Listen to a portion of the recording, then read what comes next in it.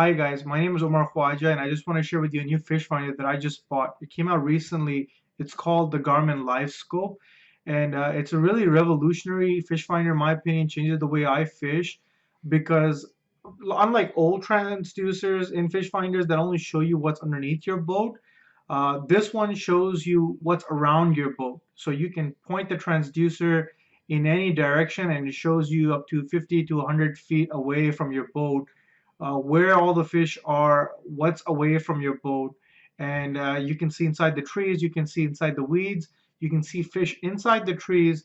And if you're a walleye fisherman, you know that oftentimes the walleyes are really hugging close to the bottom. With this fish finder, it has functionality to show you all those walleyes close to the bottom. And you can even see what size the fish are. And so I'm going to be showing you more about the fish finder in this video, as well as some of the things that I found out when I was looking to buy this fish finder, what information you need to know when making the decision to buy this version or other versions of this fish finder, as well as which settings that you need to set up on this fish finder to use it correctly.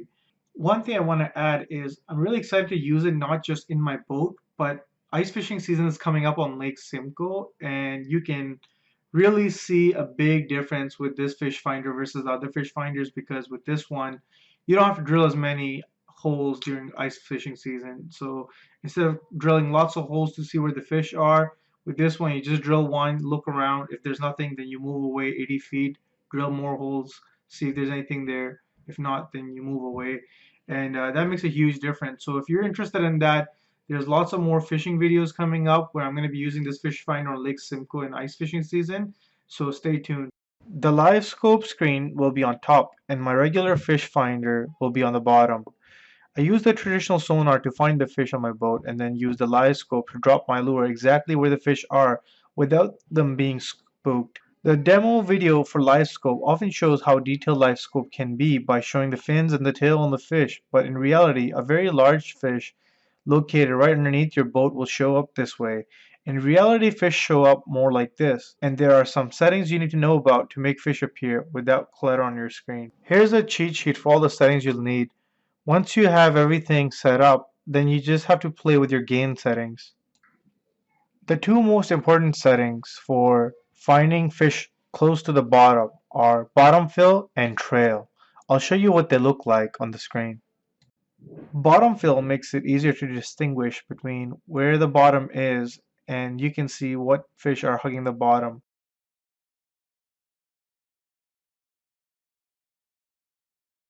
Trails draw blue blocks where there is movement detected.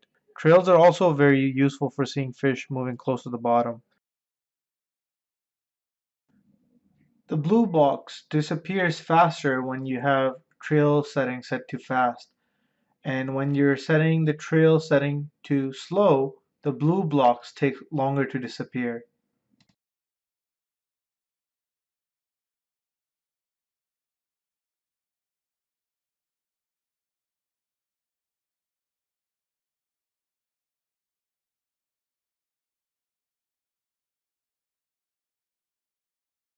Color gain makes solid objects brighter, so fish become easier to see.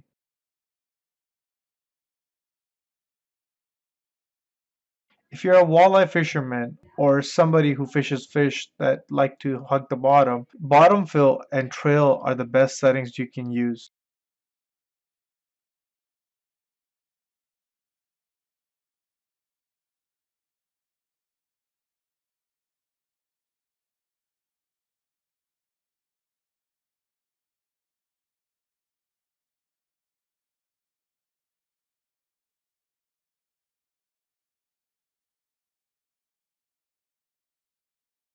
This is my setup, a cooler that makes everything waterproof and portable. I made this mount that works for boat and ice fishing. I got the parts from Home Depot.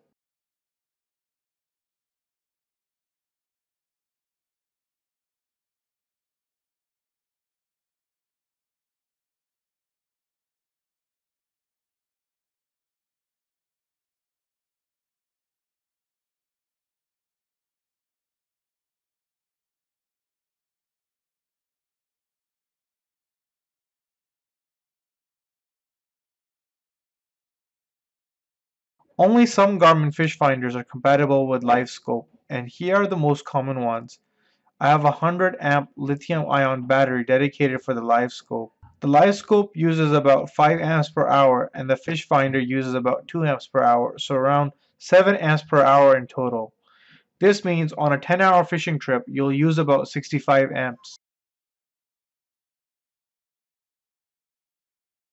The mount Livescope comes with is slightly angled as it's meant to be mounted on a trolling motor, so if you want to use it for vertical jigging, you need to angle the mount to make it vertical. I've made my transducers vertical by putting small pieces of plastic and then JB welding them to angle the transducer so it points straight down. Livescope comes in two versions, LVS32 and LVS12. LVS32 is more expensive but far better because it shows a much wider beam, as you can see over here.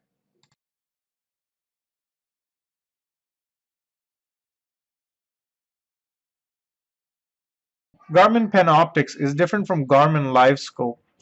Panoptix is an older technology compared to Livescope and doesn't show nearly as much detail as Livescope. Panoptix shows fish as blobs while Livescope shows far more detail, as you can see. I hope you found that helpful. If you have any questions, let me know by posting in the comment section. I'll be happy to answer any questions that you have. Stay tuned. I'm going to be showing you how I use the live scope on the water on my boat as well as during ice fishing season on Lake Simcoe. And I hope you have a great time out of the water. It's going to be an exciting year. Thank you for watching.